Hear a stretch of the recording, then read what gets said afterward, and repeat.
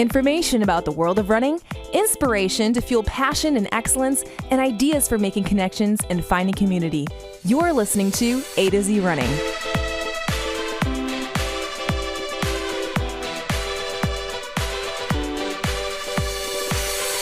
Hello, everyone. Welcome to the A to Z Running podcast. I'm Andy. And Zach. And we're back again for another episode about long-term vision. We're back again, still in our basement. We actually haven't left our basement for the last 7 days. That seems about accurate. Well, I guess we have another story in the house that we've been in too, but yeah, that about summarizes life for everyone else. So and great episode. Have a nice day, and that's all we've got to talk about. Yeah, and we're always in loungewear or pajamas. That's nothing new, so it hasn't been too much of a stretch to have that be our lifestyle. You know, I actually have a job and work too. And yeah. Like wear regular clothes. I mean, sure. Not right now, obviously. And Andy's been doing interesting things with food while we've been stuck at home. Well, that's because we had a recent article where I reached out to some experts and they gave some advice, and it's made me like all inspired and getting creative with some things. Yeah, so Andy's putting things in our dinner dishes that were never made to be eaten by humans. That's not true. This stuff is delicious. He almost licked his plate clean. I have never licked my plate clean. I mean, it's kind of a saying. Oh, yeah, I don't do that. But it's actually been quite tasty. I will humbly admit that I looked at some of the things she put in front of me and thought, I'm not going to be able to eat this. And then found I enjoyed it. I'm so glad. Yes. And now we're going to be healthier for it. So thanks to all of our experts, our food experts who contributed. We're going to continue eating these things? Oh, yeah. Oh, great. Lovely. I'm kidding. Andy's giving me this look like you're talking on our podcast like this.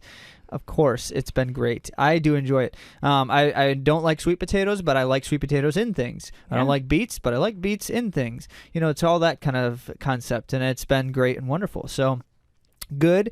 Thanks to all of you healthy people who make people like me become healthier because you convince me that it's worth eating and you find a way to make it taste good. Mm-hmm. Excellent. Yes. Also, we've been eating a lot of different kinds of chocolate. Like of course, pumpkin always. chocolate cake. We're having pumpkin chocolate cake right now. We are. I have to bring it up because I just devoured that. It was yummy. Mm-hmm. And we actually have some running things to talk about too this episode. So Andy came up with a couple of points to make on the topic of long-term vision. Mm-hmm. So in this time, I think a lot of us are having to change our goals, change how we think about things, because there's not a lot of short-term gains to be made, or there's a lot of benefit to have quickly made gains.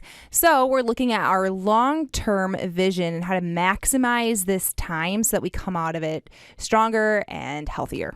And it's really kind of a reality thing with this, too, because we always talk about the importance of holding your long-term vision clearly while working toward short-term goals. Mm-hmm. This just makes it easier for all of us during this time to really capture a sense of what is the long-term vision and how do I do things every day to work toward it. So we've got a lot of practical things for you here on that topic.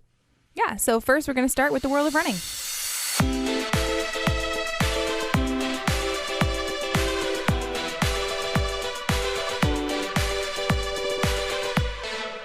And as you might guess, there's not a lot happening in the world of running right now. Really, I mean, there is in terms of like news, but there's not running happening on a grand scale, except there in microcosms. Yeah. So I'll just mention the one that's most readily on mind is Erin Laplander, one of our listeners and friends, was doing a half marathon. She was scheduled to run this weekend. So she still just went out and soloed a half marathon time trial and did indeed run, what was it, 3-minute PR? Yeah, it was nice huge. Work, Erin. Yeah, and obviously she knows that there's a little bit more potential there, but the fact that she ran a 3-minute PR time trialing is incredible. And also we should mention there's quite a few of them, so I'm not going to get to all of them. I apologize, but Pete Monbar ran a half-mile PR, and he's in marathon training, so he trains with us at A to Z Running. That was great. Yeah, nice work, Pete. Yeah, it's nothing like running a half-mile PR in the end period of base training for a marathon. Yeah. And of course, so his marathon plans got canceled like so many of the rest of ours. And, so he's looking at what can I do in the next several weeks to bring about a good experience. So that's something that we've been posting about a decent amount here in the last little bit, specific strategies and approaches that you could consider. And then most recently, we actually sent out directly to our subscribers and the email list, but did not post on the blog. So there's an incentive for you to subscribe because you actually get content that doesn't necessarily go out any other way. It's free. And it's free. AtoZrunning.com/subscribe. Oh, and by the way, if you missed any of those, like if you're just now subscribing and you do get a subscription email, there's an option to view past issues as well. So you can actually see everything that we've shared in the past. Well, since we started using the current system. It's not everything ever. But anyway, so there's things happening, there's news, but really what we wanted to try to do is just kind of highlight what are some of the things that the running sources out here in the world are writing about. We thought that would be a valuable use of this time. And so the first thing that we just thought was captured the essence of the cancellations really well was Shelby Houlihan. And you've heard us mention her on a number of occasions because she's just been on fire. So fast she's times, winning things. Yeah, right.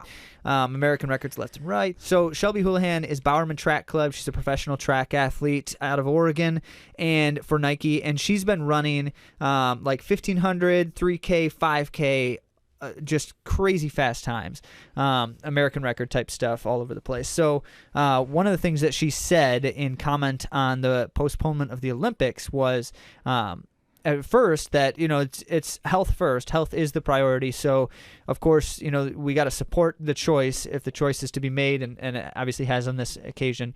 However, she said, but it's bad because, in quotes, I was ready for this year, end quote. And that so many of you feel that right now. Like you do all that training and you're thinking, and I know I was just talking to Pete Mumbar about this, you're thinking I'm as fit or fitter than I've ever been before, ready for something big, and I don't have a chance to prove it. And that's tough because you never really know. And this kind of comes back to a different one we wanted to share.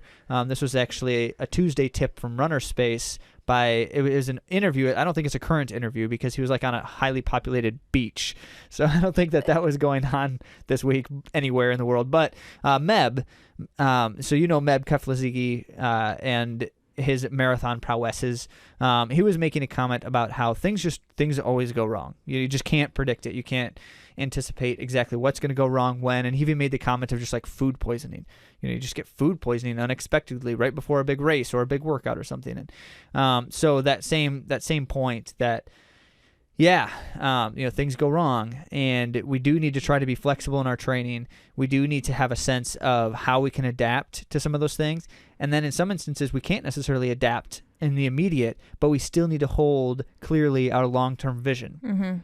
And that's where we're going here in just a few minutes. Yeah. Before we get there, a couple of things from Runner's World that I thought I would share that are kind of interesting. The first is I got to read you this headline. I think some of you will either appreciate it and some of you will cringe, and maybe a combination of the two. It says, everything you need to know about spitting during the coronavirus outbreak. Oh, interesting. This was actually published on March 13, I should say. So essentially, it's exactly what you would guess. And this is kind of one of those moments where I think the best advice is just don't be dumb. Like, clearly, you don't spit in someone's face. They don't actually say that in the article. But, so if you have coronavirus or if you think you could have it, you can transmit it by spitting. And so if you spit while you're running on any surface and someone else comes in contact with it, there's a potential transmission happening there. And so they make the comments about, so just don't do that. Don't do that right now.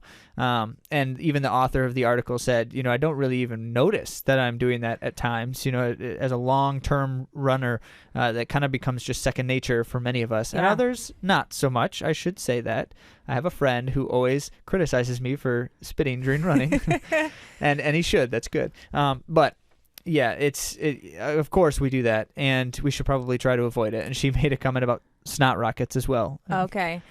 See, it's so interesting because you say this, and I thought about it on my 10-mile run on Saturday, because I was thinking, I had to do a snot rocket, and I'm like, I had to do this in the grass. What if someone steps on it? I wouldn't even know if I'm a carrier. I don't know. I started freaking out a little bit.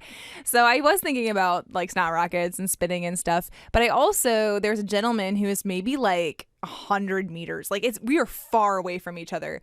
But I coughed and I saw him jump a little bit and he turns to the side. And I'm not sick, but I am running. You know how that happens when you're running sometimes.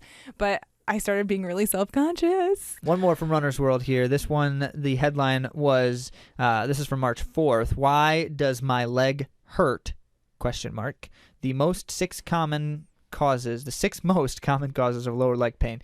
And you would think by that headline, you're like, this is going to be really helpful. I was a little bit disappointed with how it was not as helpful as I thought, because it says things like stress fractures.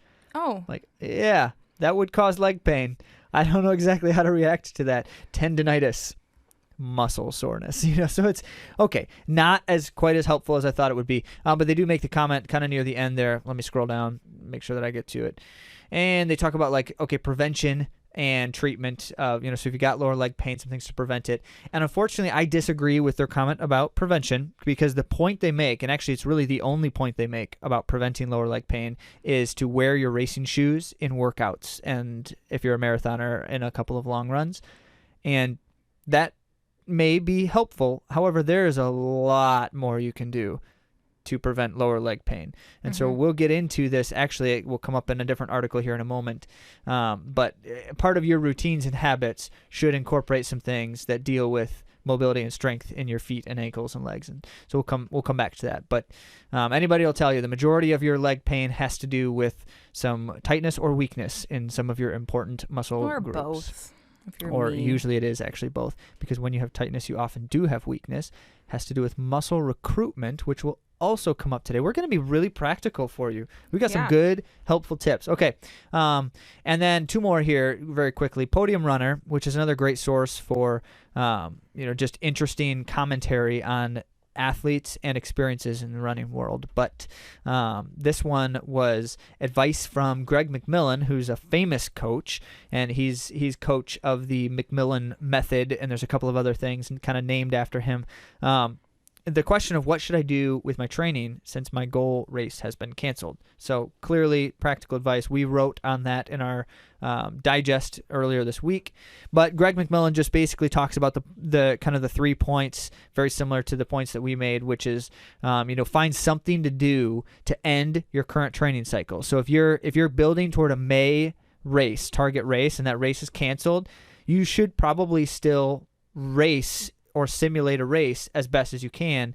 Train like you were going to for the next few weeks and do that race. Or if, and the other point he makes, if you have some things going on like health-wise or something and there's some concerns there, then just pull the plug now and find a different target race in the fall. And maybe you already have one and you were already going to work back into something in the fall. But the main key takeaway that he makes here and that we made in our digest earlier this week is that you really should not just start a new training cycle now and train extra long for your target race in the fall.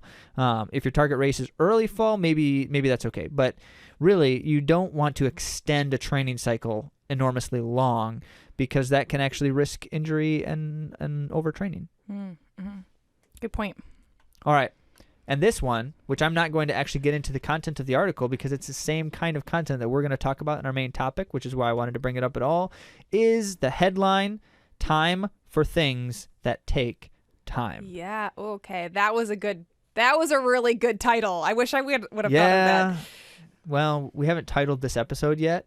We know our topic is long-term vision, so we're not going to copy you, Podium Runner. This one was published on March 17th, so they got ahead of us a little bit there. But and they get into some good things, and I just wanted to make mention that in the image that they have, the header image for it, the guy is using what is called the Mobo board, which we are big fans of the Mobo board. This thing was designed by Jay Decurie. Yep, we will, and it's great for foot strength and ankle mobility and some things. Really one of the most effective tools that I have found to do that kind of stuff well. And even the thing the guy's doing on it in the picture is something that I do regularly on it, which means he must have looked at the same recommendations from the guy who makes it that I did. So anyway, there's a lot we can do during this time to make use of this time. And that is how we're going to transition in to our main topic.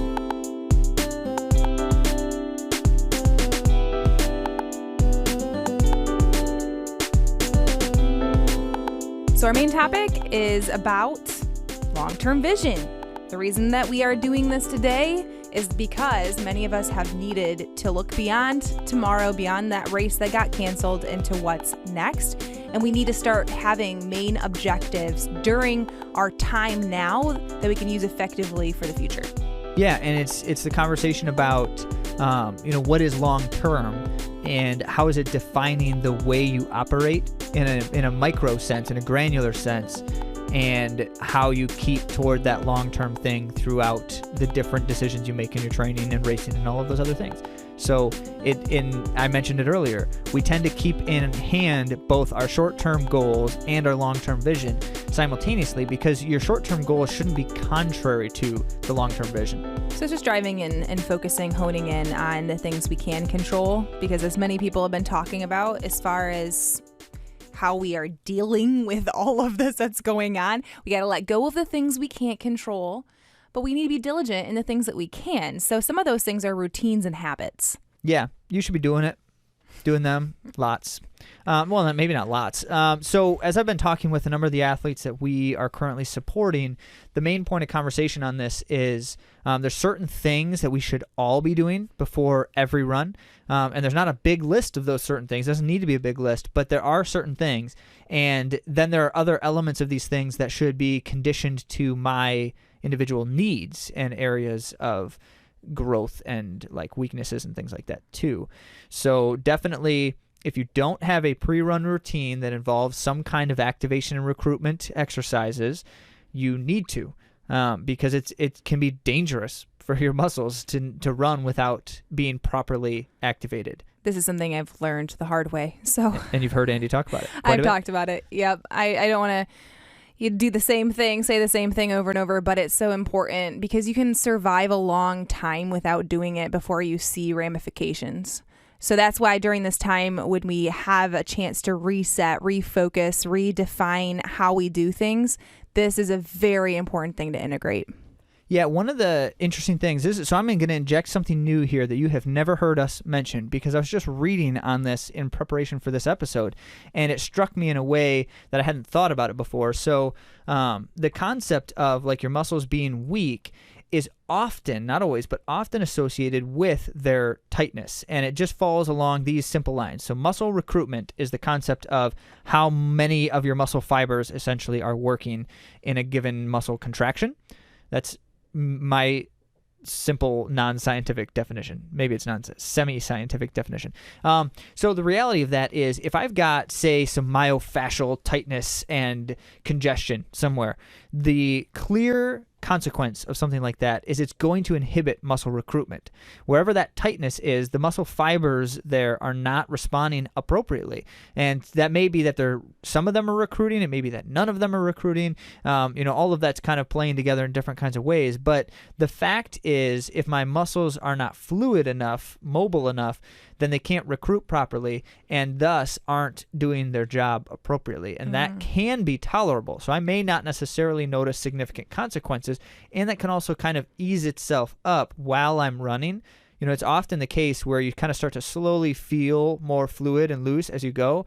And some of that is actually because your muscles are beginning to loosen and mobilize just by simply moving them around a bunch while you're running. And then the increased blood flow from your heart rate extending, that can actually improve that. But it doesn't always. And you actually risk significantly causing harm by running through potential tightness and lack of muscle recruitment, especially in a chronic sense. So if you've got an area that is continually sore or tight, that may be an ongoing, it's almost like it's causing its own problem. It's continuing its own problem because it's not firing properly. That's where Andy always gets that point of muscle activation is so important. Like if your glute doesn't work.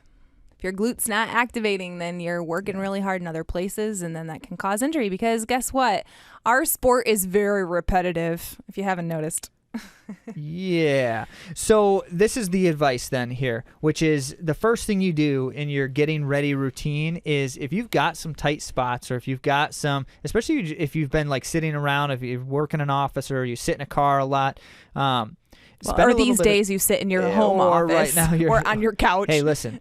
We're chasing kids around all day. I'm sure That's many of you are as well. So the reality here is you should start with some kind of myofascial release. Do some rolling, some general rolling. I don't think everyone needs to roll every time before they run, but most of us, it probably doesn't hurt, because likely what's happening by doing some simple general myofascial release across all the major muscle groups, you're likely loosening something up that you didn't even know was particularly tight.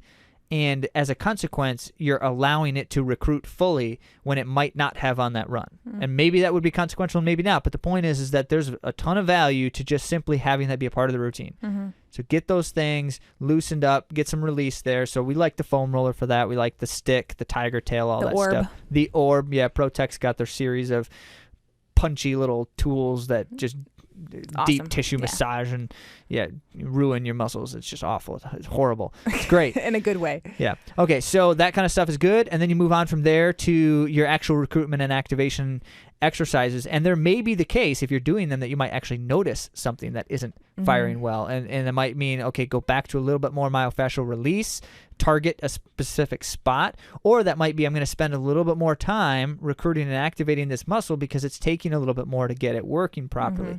And all of this then speaks to, I only know these things if I do them in this way. And so then we like a certain few routines that are good for everybody, or things like lunges, not single lunges, but I like Jay Johnson's lunge matrix personally, because you get multiple planes of motion, which is good. But then we've also worked with Adam Homolka of Endurance Rehab and Athletics to develop a couple of routines that help with those things too. And all of that we are willing to share.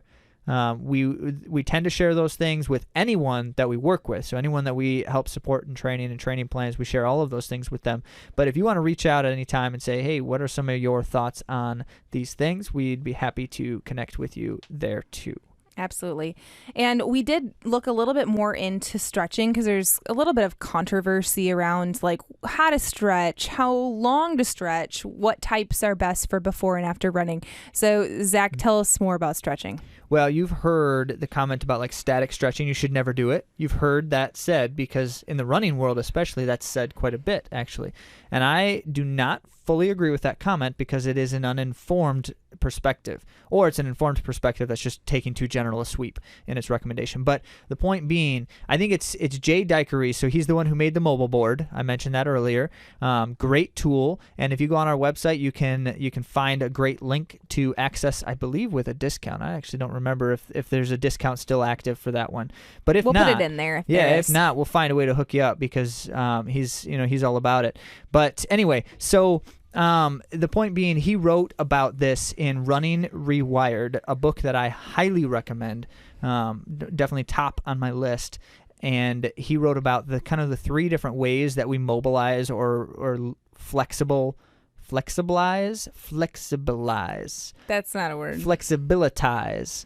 That's a good word. Add it to your vocab. We got to put this on the running dictionary. Oh, no. We're not making up our own AtoZrunning.com/dictionary. So, / Zach's own terminology. Jay Dikery writes about these kind of three different things. One of them is muscle elongation, actually making the muscle fibers longer, which is essentially what stretching is for. I'll come back to that. The other two are mobility, which is more a joint thing than a muscle thing. Like you're mobilizing the muscles and tissues around your joints, essentially. And then there's the myofascial release type of thing, which we were talking about earlier, which is getting the muscle fibers being able to move properly throughout.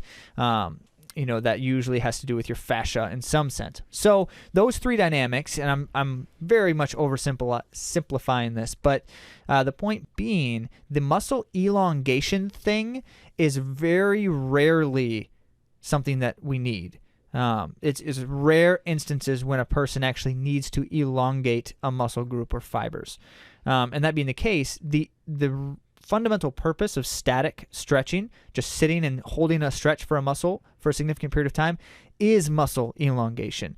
But knowing that most of us don't need that most of the time, that's where you get the perspective of don't do static stretching, because it's probably not something you need. However, that's still a limited thought, because there is a way to do static stretching that still is valuable.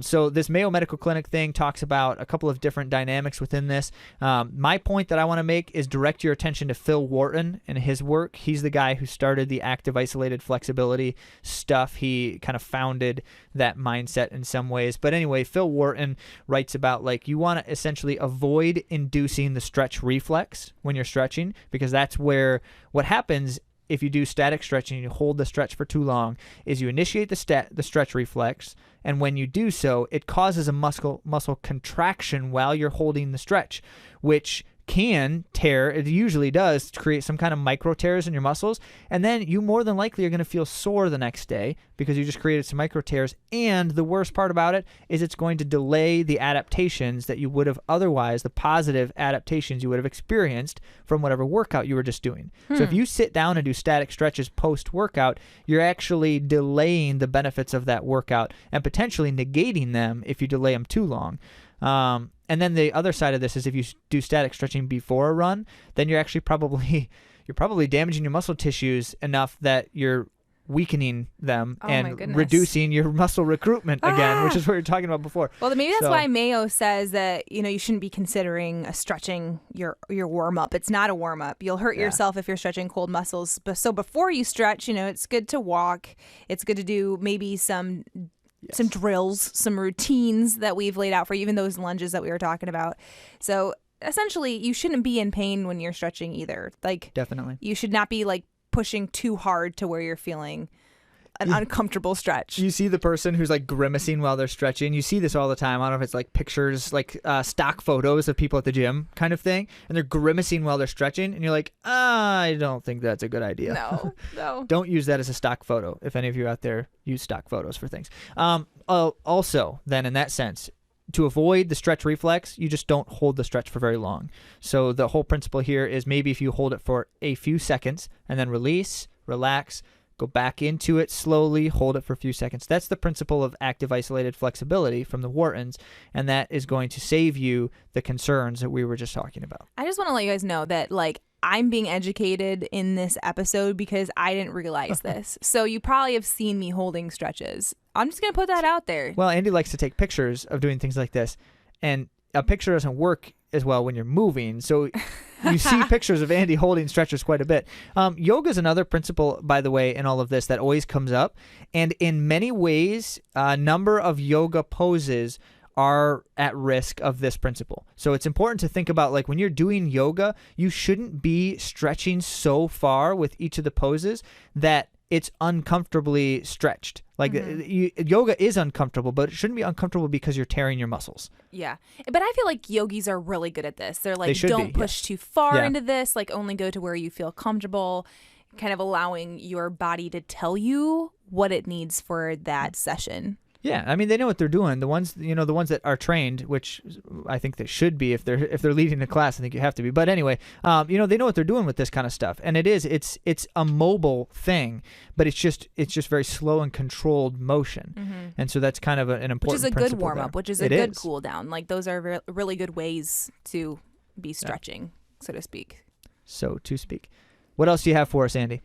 Yeah. So I mean, a few other things that Mayo says: strive for symmetry. And, don't aim for pain, as we were just talking about, and keep up with it. Keep doing it, because it's not going to be as effective if you're doing it once a week, you know?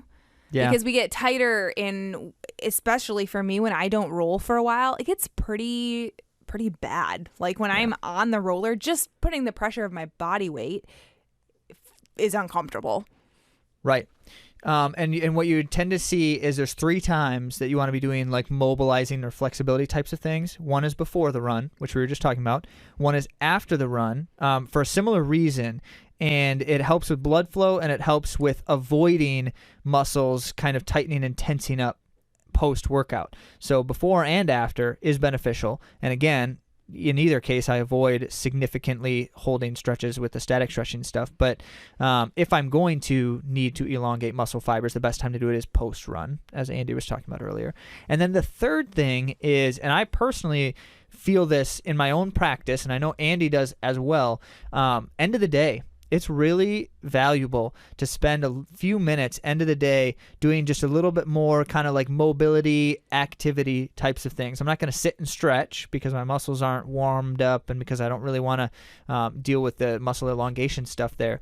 But something like a short rolling routine, and then do some drills or just do some active isolated flexibility. I mean, you can just do that all day long if you want to, the AIF stuff. The only downside with that is it will potentially kind of make you feel fatigued in your muscles if you do it too much. It will. But yeah, I like to do that end of the day. Awesome. So those are some good routines and stretching habits that we can start integrating now. And this is a whole nother element of the time that you're going to want to be taking during this session of no racing. And that's kind of creating your team. And the reason why I'm saying that now, and we do talk a lot about community, a lot. But I want to bring it up here because we are in a time where we can really be intentional. We're not as busy with social things. So for us to be mindful about the people that we're surrounding ourselves with. Which should be 0 right now. Exactly. I know. I'm kidding. I just thought it would be funny to say. That is pretty funny. But yeah, so as I'm thinking, like, I know I'm missing my running buddies. Yeah. And I'm finding that there is so much value, of course, personally, but also in running. And there are people who help me and motivate me and encourage me to be to enjoy the sport more. That's one reason. To be excellent, to work on those things that sometimes I am not thinking about. And then also, they're fast. Some of them are fast and they push me to do better in my runs. Yeah, you talk about like the certain kinds of people that it's important to kind of have on your team, have with you. You want peers and friends just to enjoy the running thing together. You also want people who can kind of help support and encourage you from an impersonal standpoint. That's where the coach kind of dynamic tends to come from. Someone who can advise you, who can call you out if needed or recommend changes if needed, those kinds of things. That's important too. But then there's also like the dynamic of how your family fits in with some of these things. I'm curious, Andy, your reflection on the family and friends side. Are there areas that you feel like family and friend are best for, or are there areas you feel like family and friends shouldn't occupy? Maybe just in your own experience or recommendations for others. Zach's putting me on the spot here. Yes. Because we didn't talk about this beforehand. But I have to say, especially since we're being confined to the people in our own household, we have to realize whether or not we want it to, our family or roommates or whatever intersect our running. It's without a doubt. Especially right now. Yeah, it's going to happen. So when I am looking at my kids and I'm getting ready for a run, I have to involve them. Like we talked about with Lisa, Run Happy Mama, on an episode last week, trying to involve my kids. And when I'm thinking about my team, of course, they're not really giving me any advice or even much encouragement at all, but they're part of my team. And how I... Wait, you're talking about your kids? Or you're talking about... My kids, your kids. They're not giving you advice? I feel like Miles is full of advice. He's got ideas for everything we should be doing. You know what? That is true. And there is going to come a time where he's correcting me like you correct me. Hang on. It's good. He's already good for doing me. that. It's good for me. Yeah. So I guess I don't know if I answered your question exactly, but I do know that it's going to happen. The relationships are affected when it comes to running. So if running is a significant part of your life, find a way to have it be a positive part of your relationship, because sometimes it can kind of eat away, especially because it literally eats time. So how are we making this a positive thing in a relationship?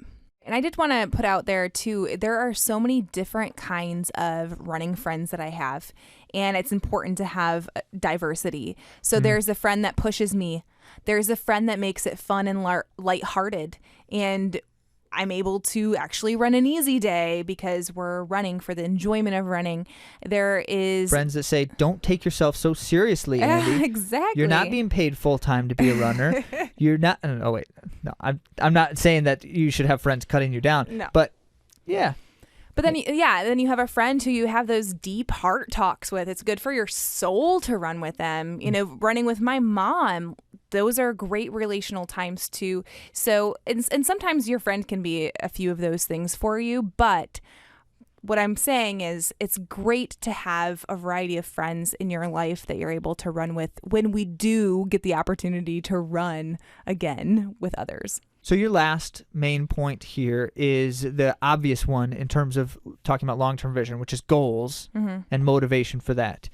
What do we need to be thinking about long-term? Yeah, we did talk on our podcast last week, so if you're listening now, just keep listening and it will come on next.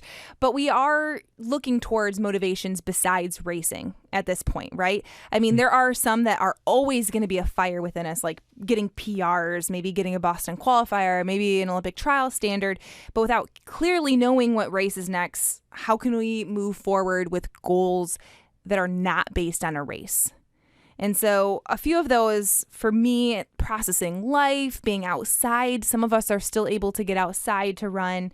For me, prayer is a big part of it. Feeling strong. And that, I just love that Leo Connor was on a podcast and she talked about that. Because her goal coming back wasn't like, I'm going to the Olympics. That's my big goal. Of course, that's one of her goals. But to have the goal of feeling powerful again. That was her goal. I just feel like it's such a great thing to hold on to because it's not contingent on a certain race. On a date or performance or a... Yeah, right. yeah. So that one's really motivating. Continuous improvement, discovering myself, achieving difficult things. Like all of these objectives are transcending the idea of needing a race. Yeah, so I want to give a kind of a practical reaction to this that can be really helpful for so many of us. If you think about it in terms of, so training in essence is best done cyclically. We certainly know that in terms of like physical improvement. There's certain kinds of training that you want to spend the majority of your time doing if you're a distance runner, because aerobic activity is the most important thing, aerobic activation. And so, yeah, you train cyclically because you spend most of your time doing this aerobic stuff, but then you need to kind of like hone the final elements, try to work toward peak level fitness, and then after you achieve that for a period of time, then you back away again, like a rest period, take a little break. Some don't take a break, but still you want to have a back away rest period, and then you build it back up and you do the whole thing again, and you try to kind of push the limits, push the lines in certain ways gradually over time. Now, that being the case, almost always the seasons, the cycles, are geared around a target race. However, I noticed from, I don't even remember who this was. This was like back in college. I was interacting with an athlete who was just talking about literal seasons as kind of the cycles. And it was essentially like the majority of road racing in the Midwest, because of like temperatures and weather and stuff, tends to be late spring and mid-fall. Like those are the two periods of time where the best races seem to always be scheduled. And not all, certainly not all, but the majority of them, the bulk of them seem to be just about throughout the U.S. And what this athlete does is trains for kind of like a shorter distance peak, like 5K, 10K, half marathon type peak in the spring into early summer. So like June is the target peak season, and then a marathon peak in the mid to late fall. So then this person is doing like Chicago, Detroit, New York, Indy Monumental Marathon in the fall, one of those, and then doing a slew of 5K, 10K, like half marathon type stuff in May and June. And so it never really matters to this person what race it is, because it's always, this is the period of time, this is the kind of training I do as I get ready for it. And I thought that was not a bad strategy. Now, of course, in our current predicament, that wouldn't really matter because there are no races in spring, and who knows about June at this point. But even so, the perspective makes a lot of sense. I thought that was really practical. I guess as I process everything that we've been talking about, what comes to mind, and it might sound cheesy, is that we need to get back to the love of the sport. Getting back to why this sport has brought us to where we are today. So they always say it's the marathon, not the sprint. And it really is true. And if we can take that to heart and realize that we have a long-term vision, and our long-term vision is for our health, our mental state, our emotional state, if we can get back to that foundation and just enjoy the run, I think that we're going to be happy in our long-term success. Yeah, so as I think about how I want to move forward, I'm going to tell you my personal goals and Yeah, Andy, what's your long-term vision? What's my long-term? Yeah, so become a stronger animal. Thank you, Dave Hodgkinson, because I want to become a stronger animal. And one of the things that has really brought me to this again is because of injuries, and you've been through it with me. I've talked about it quite a bit, but I want to get to a place where I am strong enough that I'm not having these niggles and these problems because of weakness. Because, folks, I have all these little weaknesses that are becoming exposed with the marathon. The marathon is very exposing, and for me, I need to build a strong foundation, and I want to love it. And I usually do, but I want to take time to really maximize the time spent running. So that's more meditation. I've left my phone at home several times because I just need to be away from my phone, because that's the only way I can connect when I am at home now that we have this social distancing thing going on. So it's really important for me to leave my phone at home and have that self-reflection, the prayer time, enjoying being outside. Hallelujah. I think a lot of us are enjoying that now too, those of us who are able to. And I think just overall, finding that pure joy again. That's rich. It's deep. I want to be the ancient guy crouched and bent under the weight of age and wisdom out there trying to run, 5Ks. I'm not going to run marathons when I'm 90 years old, but I'm not going to do that crazy stuff. But if you are doing that, I'm not calling you crazy, just your actions. So I want to be able to enjoy what can be enjoyed in this sport as long as possible, because it is a significant part of how I've connected with people over time. It's a significant part of how I've been able to stay, centered in a lot of ways. And we talk about that all the time, but it very much is, the amount of introspection and prayer and all of the things that I can do to reflect on myself, my life, and my day, and all of that is important for me. But also, I think in my head, like, to do that, I also want to maintain the highest possible level of competitiveness throughout each of those stages. Because that's what brings you joy. You love it. I love to compete. Yeah. I do. We're all different that way. Yeah, and I, this period of time without the racing is tolerable for me because I've grown to kind of master the periodization, not master as in like I am the master of periodization, but I have a clear sense and control over how I react to a different period in time. So I don't mind months on end of aerobic training without any kind of racing. I can handle that no problem, because I know why I'm doing it and I know what's coming next. And so I certainly hope that there's an end to this period here this spring. There will be, obviously there will be, but if there wasn't like a sense of an end, then that would be a bit bigger challenge. However, I do want to be competitive. And, for me, the big question mark right now is, when is the last opportunity in life for me to run a personal best time? Like, at what point will I grow too old and frail to be able to do that anymore? And it is coming. It's coming for everybody at some point or another. But because I've been doing this so hard and for so long, it's a big question mark. I don't know exactly when that will be. So the ways I'm going to test that in the coming years are, the next Olympic cycle, is it possible to qualify for one more Olympic trials? Mm-hmm. And I'm certainly going to try to find that out. And I want to try to find that out in the nearer future than the later future, because I think I'll have a better shot in the next couple of years than 3 or 4 years. But so those kinds of things are all part of it. And when we talk about, over the course of this episode, we're talking about the things that we do, the people that we do those things with, or the people we're around, and what we're thinking about and our mindsets. Those are the 3 big topics, if I can synthesize them for us. When we're talking about that, we're talking about how those things are a part always of our long-term vision, and executing that vision to be the kind of runner we want to be. for that period of time, however long that is. And for most of us, that's kind of an indefinite thing. And so the answer is always going to be, what can I do right now that fuels the best chance of success toward that vision? And short-term goals are a piece of that.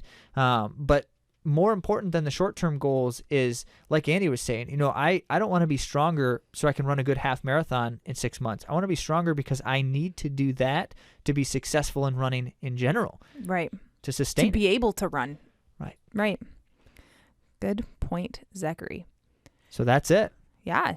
Now you know everything that you need to... Well, here's the reality. So we all have kind of different visions for these. I think in running, in a lot of senses, we share some of those things. Just as a running community, we want to be strong, fit, healthy, those kinds of things. But how you are working toward that vision can be very different from many other people. However, there are things we all need to do in certain degrees and senses that will help with all of this. Right, because if y'all love running, you want to keep doing it, then being healthy... Taking time for those small things that help us sustain our running throughout time so that we can get to enjoy it for as long as possible. I think all of us have that vision if we love to run. Absolutely. So what's next for you? Whether you've got races canceled, races postponed, as we've been talking, certainly there is something next. And the big question mark is, how do I make sure that I'm doing what I can to best set myself up for the next success, but also to maximize whatever I can maximize for my current training. And if that conversation is beyond you in some way, you're just not sure exactly how to approach that, we certainly are happy to have the conversation with you. Feel free to reach out. And if it's even just something short, simple, and sweet via social media and otherwise, we love to engage. And as you are feeling, and we are also feeling, now is a great time to reach out and engage with one another. Absolutely. And I'm still posting about PRs, so keep those coming, guys. It's been awesome to see. Cool. Super encouraging. Yeah. Keep doing it. And as soon as we can legally get back out there together and do some kind of event and run some PRs all together, even if it's not a real race, but just something, we're going to do it. Yes. Awesome. Yeah, so at AtoZrunning, you can find us on most platforms. And everything else about this episode can be found at AtoZrunning.com/episode 26 for links and resources. Awesome. Have a good week.